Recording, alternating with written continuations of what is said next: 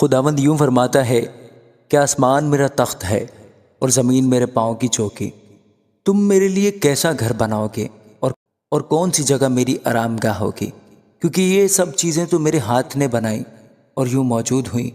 خداوند فرماتا ہے لیکن میں اس شخص پر نگاہ کروں گا، اسی پر جو غریب اور شکستہ دل ہے اور میرے کلام سے کانپ جاتا ہے، جو بیل ذبح کرتا ہے اس کی مانند ہے جو کسی آدمی کو مار ڈالتا ہے، اور جو برہ کی قربانی کرتا ہے اس کے برابر ہے جو کتے کی گردن کاٹتا ہے، جو ہدیہ لاتا ہے گویا سور کا لہو گزرانتا ہے، جو لبان جلاتا ہے اس کی مانند ہے جو بت کو مبارک کہتا ہے۔ ہاں، انہوں نے اپنی اپنی راہیں چن لی اور ان کے دل ان کی نفرتی چیزوں سے مسرور ہیں۔ میں بھی ان کے لیے آفتوں کو چن لوں گا اور جن باتوں سے وہ ڈرتے ہیں ان پر لاؤں گا، کیونکہ جب میں نے پکارا تو کسی نے جواب نہ دیا، جب میں نے کلام کیا تو انہوں نے نہ سنا، بلکہ انہوں نے وہی کیا جو میری نظر میں برا تھا اور وہ چیز پسند کی جس سے میں خوش نہ تھا۔ خداوند کی بات سنو، اے تم جو اس کے کلام سے کانپتے ہو، تمہارے بھائی جو تم سے کینہ رکھتے ہیں اور میرے نام کی خاطر تم کو خارج کر دیتے ہیں، کہتے ہیں خداوند کی تمجید کرو تاکہ ہم تمہاری خوشی کو دیکھیں، لیکن وہی شرمندہ ہوں گے۔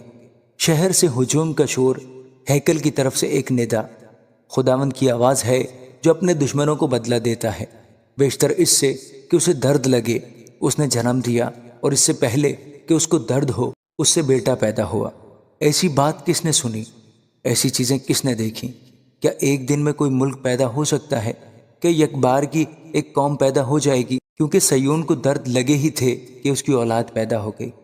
خداوند فرماتا ہے کیا میں اسے ولادت کے وقت تک لاؤں اور پھر اس سے ولادت نہ کراؤں؟ تیرا خدا فرماتا ہے کیا میں جو ولادت تک لاتا ہوں ولادت سے باز رکھوں؟ تم یروشلم کے ساتھ خوشی مناؤ اور اس کے سبب سے شادمان ہو، اس کے سب دوستوں جو اس کے لیے ماتم کرتے تھے اس کے ساتھ نہایت خوش ہو، تاکہ تم دودھ پیو اور اس کے تسلی کے پستانوں سے سیر ہو، تاکہ تم نچوڑو اور اس کی شوکت کی فراوانی سے حظ اٹھاؤ۔ کیونکہ خداوند یوں فرماتا ہے کہ دیکھ، میں سلامتی نہر کی مانند اور قوموں کی دولت سیلاب کی طرح اس کے پاس روا کروں گا۔ تب تم دودھ پیو گے اور بغل میں اٹھائے جاؤ گے اور گھٹنوں پر کدائے جاؤ گے۔ جس طرح ماں اپنے بیٹے کو دلاسا دیتی ہے اسی طرح میں تم کو دلاسا دوں گا۔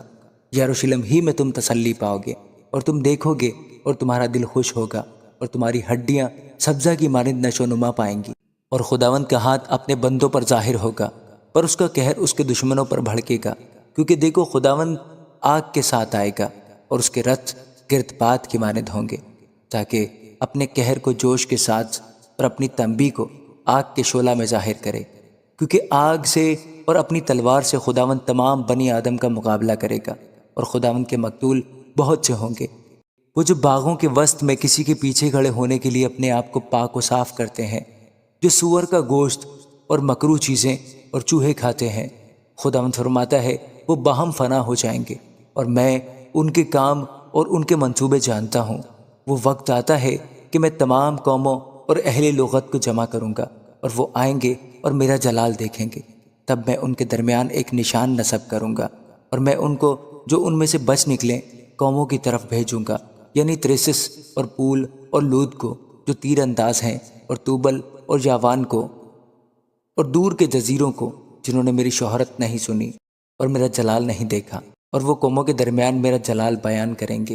اور خداوند فرماتا ہے کہ وہ تمہارے سب بھائیوں کو تمام قوموں میں سے گھوڑوں اور رتھوں پر اور پالکیوں میں اور خچروں پر اور سانڈنیوں پر بٹھا کر خداوند کے ہدیہ کے لیے یروشلم میں میرے کوہ مقدس کو لائیں گے، جس طرح سے بنی اسرائیل خداوند کے گھر میں پاک برتنوں میں ہدیہ لاتے ہیں۔ اور خداوند فرماتا ہے کہ میں ان میں سے بھی کاہن اور لاوی ہونے کے لیے لوں گا۔